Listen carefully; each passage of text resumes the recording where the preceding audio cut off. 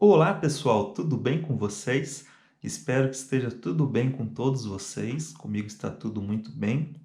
E que a paz do Senhor, do nosso Pai, o Lorum, possa abençoar todos nós, nos trazer muito amor, muito axé, muita energia positiva.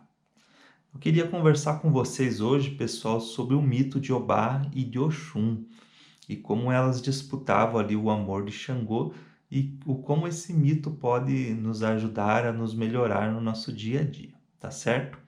Então Xangô era um rei muito importante, muito famoso na sua região e conforme a sua cultura ali da sua época, Xangô tinha várias mulheres, várias esposas, né, esposas reais, dentre elas Oxum e Obá. E as esposas, cada uma tinha sua própria casa e elas costumavam passar uma semana com o rei, né, com Xangô, e depois na outra semana era outra esposa que passava aquele período.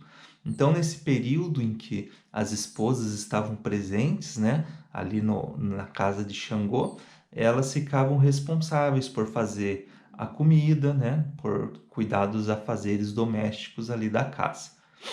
E a preferida de Xangô era Oxum. Então Oxum fazia a melhor comida, então Xangô sempre elogiava muito, né, a comida de Xangô.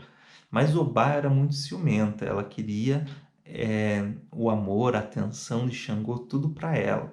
Então ela sonhava em um dia poder agradar Xangô, assim como Oxum agradava. Então ela sempre se esforçava ao máximo para tentar fazer o melhor para Xangô, sempre tentando fazer as melhores comidas, né? Sempre deixando tudo em ordem, tudo certinho.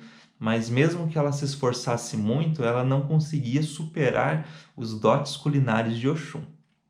Então um dia Oxum, sabendo disso, né? Sabendo que Obá rivalizava com ela e tentava alcançar o seu lugar, né, de preferida de Xangô, Oxum chamou Obá à sua casa para conversarem e tal, né?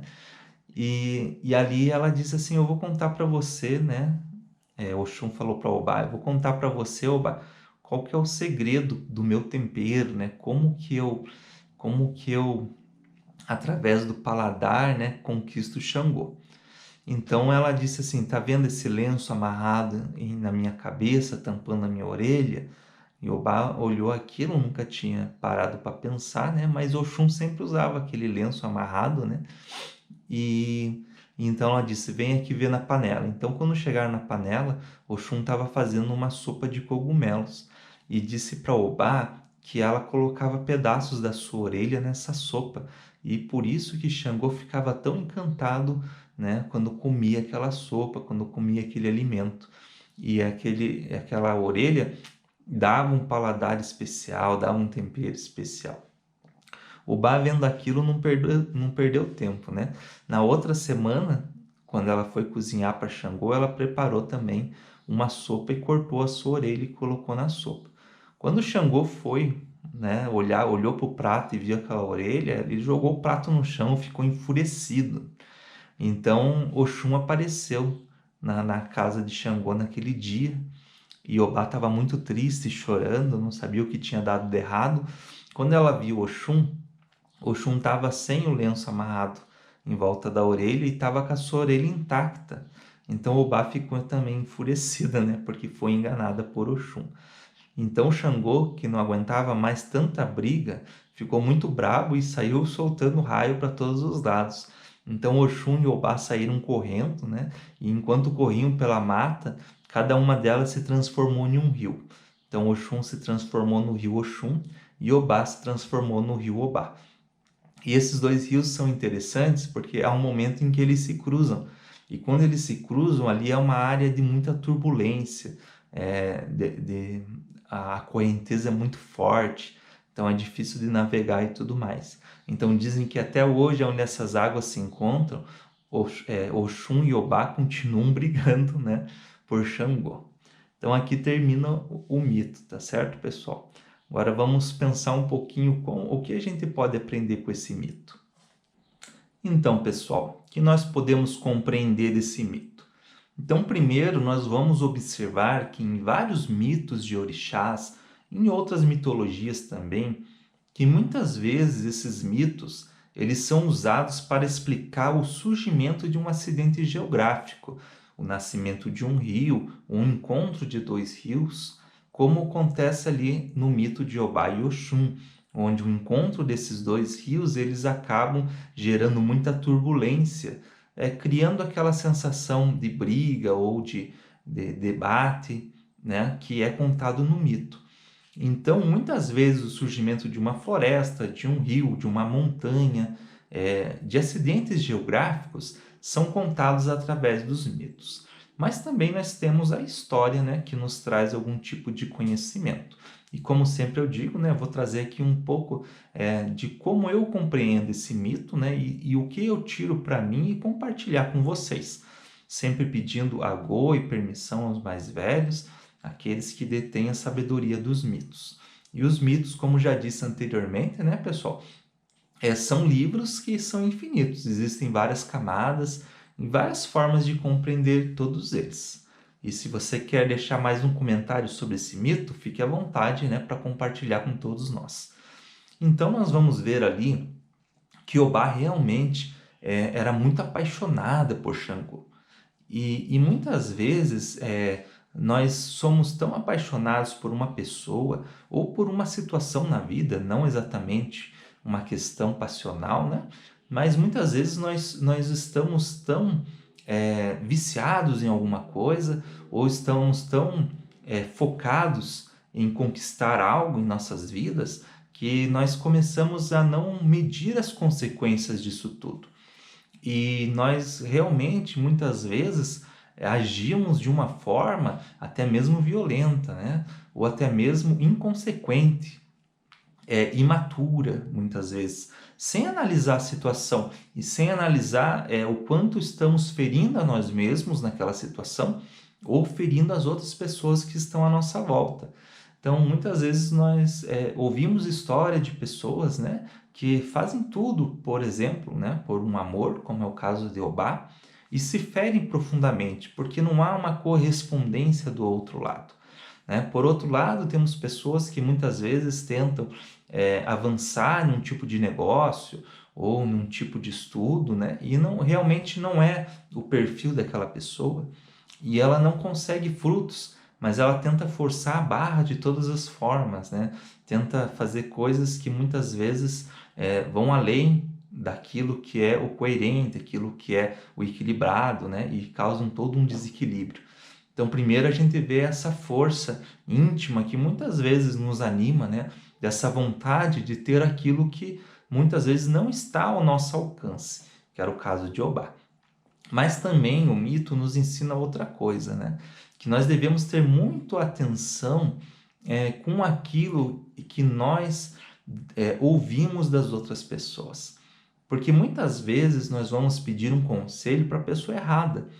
E essa pessoa, às vezes, querendo ou não, acaba nos aconselhando a cometer algum tipo de erro, muitas vezes até sem saber que está fazendo um conselho errado. Então, vamos prestar atenção naquilo que nós damos ouvido, né? Então, a gente percebe que o Bach traz muito essa simbologia da orelha cortada. E ela nos diz que ou nós não estamos atentos à situação, ou nós estamos ouvindo as pessoas erradas, ou nós estamos dando ouvido, muitas vezes, a um pensamento que está girando em nossa mente e que fica falando alguma coisa que não é a certa, né? Então, nós vamos perceber tudo isso dentro desse mito, nos alertando. Então, nos dias de hoje, por exemplo, nós temos muito as chamadas fake news, né? Que são as notícias falsas, que muitas vezes chega até nós através dos aplicativos de celular, ou da própria TV mesmo, né? Das mídias convencionais, que muitas vezes ali maqueiam um pouco, distorcem um pouco a verdade. E muitas vezes nós estamos tão fanatizados dentro de algum tipo de pensamento que nós realmente queremos acreditar que aquela notícia é verdadeira. Então, nós não medimos as consequências daquela notícia, nós não analisamos aquela notícia e simplesmente nós pegamos aquela notícia e espalhamos, né, para as outras pessoas sem realmente averiguar se aquilo é verdade. E muitas vezes nós estamos fazendo um grande mal, né? Levando essa notícia falsa até as outras pessoas. E os nossos companheiros, nossos irmãos que recebem essa notícia de nós, conhecendo, né, nossa integridade, muitas vezes vão acreditar, porque como nós passamos essa notícia para essa outra pessoa vai acreditar que aquela notícia realmente é verdadeira. Também nós podemos trazer esse mito para o campo da fofoca, né? Daquilo que nós fazemos muitas vezes nos bastidores das escolas, das igrejas, dos templos, das empresas ou mesmo na nossa família, quando nós comentamos algo de alguém. E mais uma vez, às vezes sem saber a verdadeira história ou sem conhecer todos os fatores que envolvem aquela história, nós muitas vezes distorcemos ela e acabamos também cometendo um erro ali e acabamos muitas vezes magoando, ferindo as pessoas. Então nós devemos estar sempre atento àquilo que nós escutamos, que nós ouvimos das outras pessoas, passando sempre pelo filtro da consciência. Será que esse conselho ou será que essa notícia é verdadeira? Será que isso que estão me falando realmente é verdade? Realmente devo agir dessa forma? E também, será os conselhos que eu estou dando para as pessoas, será que são bons conselhos realmente?